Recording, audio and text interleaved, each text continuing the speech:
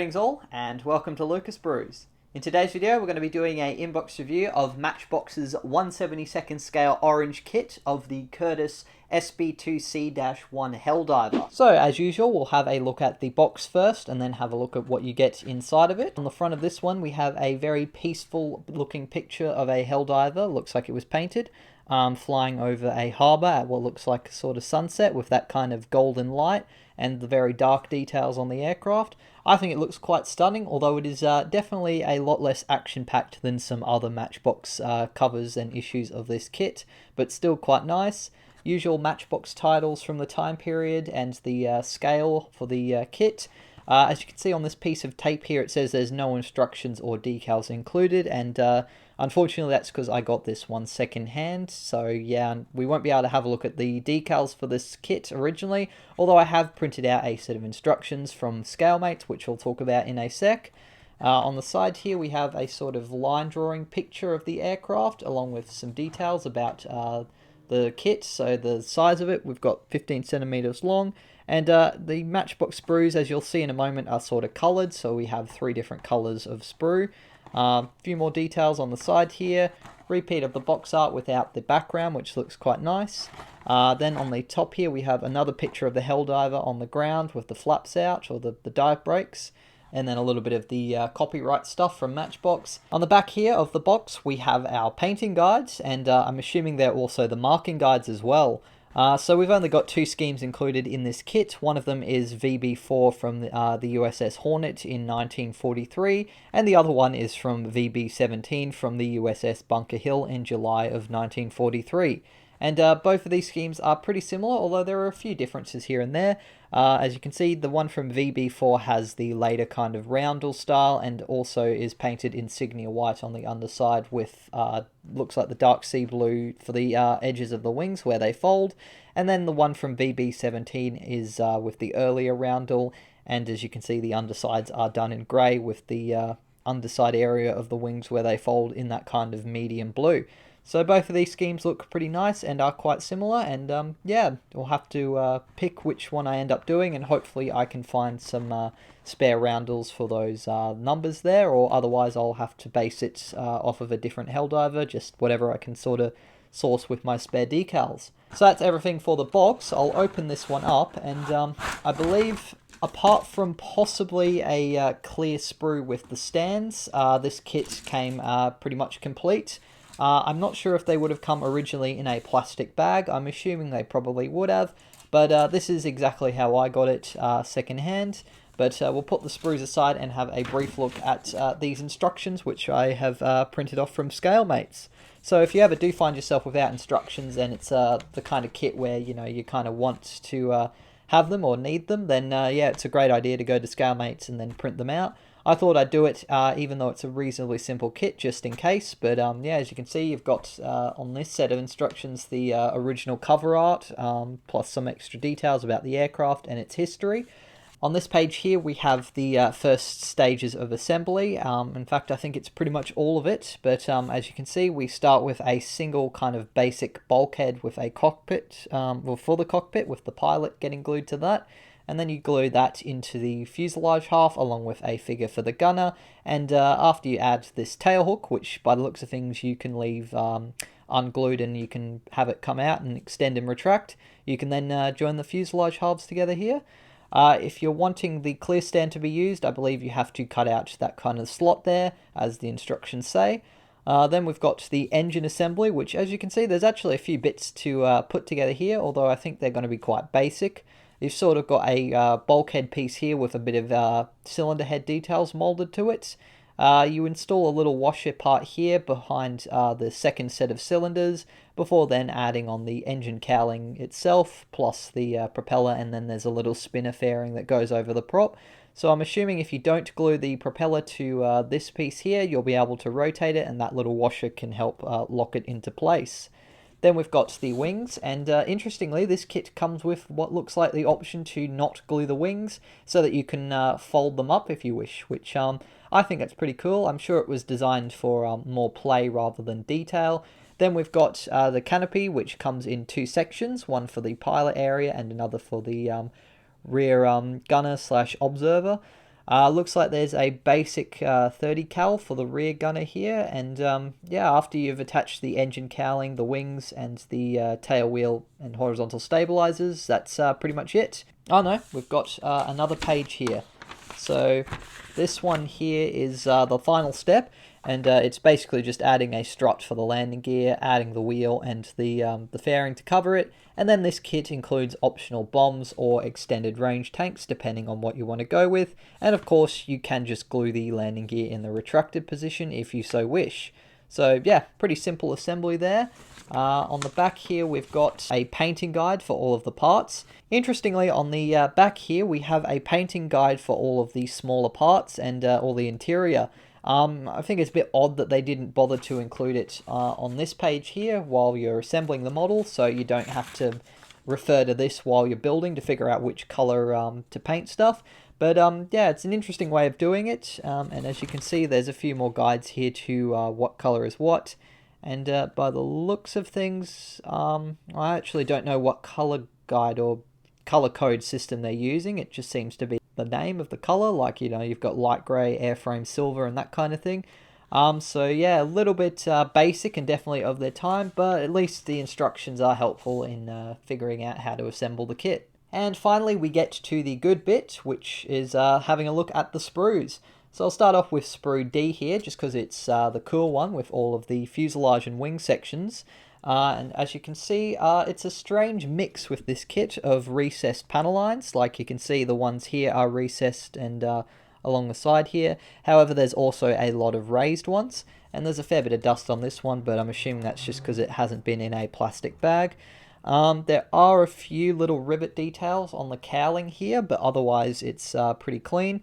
They have done a nice job here with the handles there for the crew, and they've done a nice fabric texture on the tail surface here. So yeah, I'll probably end up recessing all of these panels again and making it fully recessed. Similar story with the wings, although it looks like all of them are recessed. And we have, as you can see there, a little Made in England badge there, which I'm sure is pretty rare these days, apart from maybe Airfix. But yeah, nice details on the underside as well. We've got the dive brakes and the flaps recessed and all of those little access hatches. Sprues are pretty cleanly molded as well, I have to say. There's not really any flashing, or not much flashing at least. On the inside here we have a little Matchbox copyright kind of thing on the tail. Might have to sand that if it doesn't fit nicely to this other half, but hopefully not, or it doesn't really matter I suppose because you're not going to see that.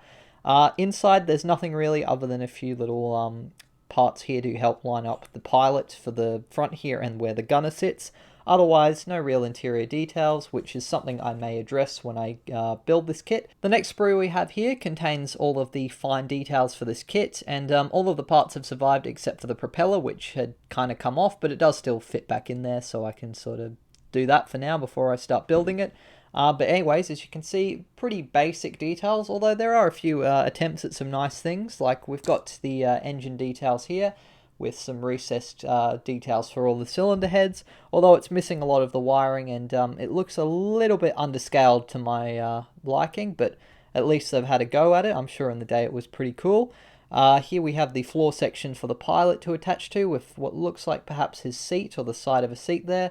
Pretty basic, and I'm probably going to replace that when I build this kit, but otherwise, yeah, there's looks like this little base piece here to attach the machine gun to. Got a nice tail hook here, the joystick with a little bit of detail on it, which doesn't look too bad. We've got a very small tail wheel for the size of the aircraft, along with a little washer here for the spinner. The propeller itself has some reasonable detail. It's sort of raised in the center here where the gearing is, and yeah, not too much flash or anything on it really. There is a little bit, but nothing that can't be cleaned up.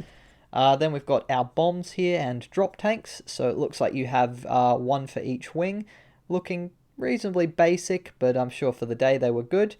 Here we've got our main landing gear struts, which have a few kind of little raised areas there for the detailing. We have a very vague attempt at a 30 cal, very, very basic, and it looks a little bit underscaled again to me, and the details are pretty poor. And then we have these attachment points for the bombs, a antenna which is molded very, very close to the edge of the sprue frame there, so that's going to be a bit tricky, I reckon, to cut out and not break. And then we have our other landing gear strut, which is exactly the same as this one, except reversed.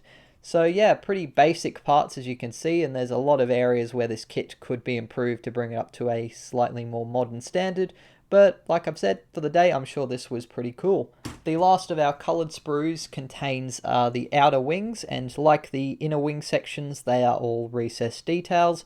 Pretty basic and perhaps a little bit too large for my liking, but that's nothing a little bit of putty can't fix.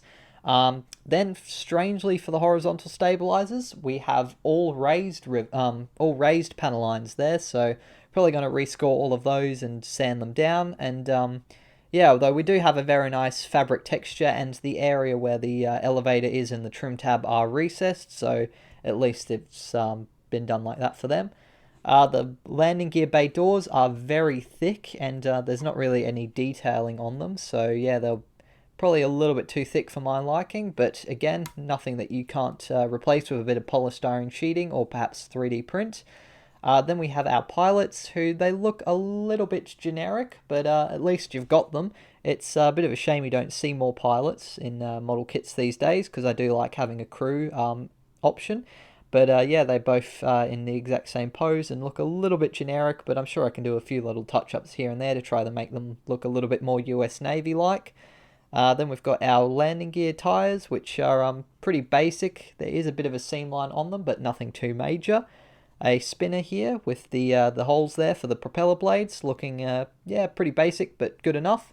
And then we've got our engine cowling, and it looks like all of the cow flaps are recessed panel lines rather than raised, although they are a little bit angled outwards, I think, from the cowling itself. And then we have some nice recessed grills there for the front there, and yeah, the shaping looks pretty decent, and there's not too much flash on it. The last sprue that we have for this kit is the clear one, and they've actually done a really nice job, I think, with these transparencies. Despite the large curves on this model, as you can see, the distortion's not too bad. The plastic is pretty thick, but at least all of those frames for the canopy are very easily paintable, because they're very deep and defined, and they look pretty accurate. So yeah, really not too bad for the clear parts considering the rest of the kit, although there's not really too much to see inside, although I may be tempted to replace them or try to vacuum form my own if I can do so and make it better, but otherwise, yeah, probably will end up sticking with these because they're not too bad. I do believe that this kit would have originally come with a clear stand as well, but it wasn't included in this one since I got it secondhand. But I'm pretty sure if you got a pristine kit of this aircraft, it would usually come with a nice Matchbox clear stand. So that's pretty much it for the Matchbox Helldiver inbox review. I do plan to do a build video on this one, although much like the real Curtiss Helldiver prototypes, it's going to be quite a while and need a fair bit of work, so I'm not expecting to have it out anytime soon. Of course, I'm planning to do some 3D printed upgrades for the engine and the cockpit, and possibly some external parts, and do a fair bit of work on those raised panel lines. But eventually I'll have a video for it, and hopefully it will look pretty decent. I've done a poll last weekend for what video you guys want to see me do next in terms of inbox reviews, and at the moment it looks like the Hasegawa Junkers Ju-88A4 is in the lead, so that's probably going to be next week's video, along with possibly another Bolt and Pull Defiant modification, so stay tuned for those ones. But that's it for this video. I hope you enjoyed it. If you did, please be sure to leave a like and subscribe to the channel. And of course, if you have any corrections or any questions, leave them down in the comment section below. Big shout out, as always, to my wonderful patrons for helping me fund buying these kits and, of course, the products that I use when I make them. That's it for now, but of course, take care, and until the next video, model on.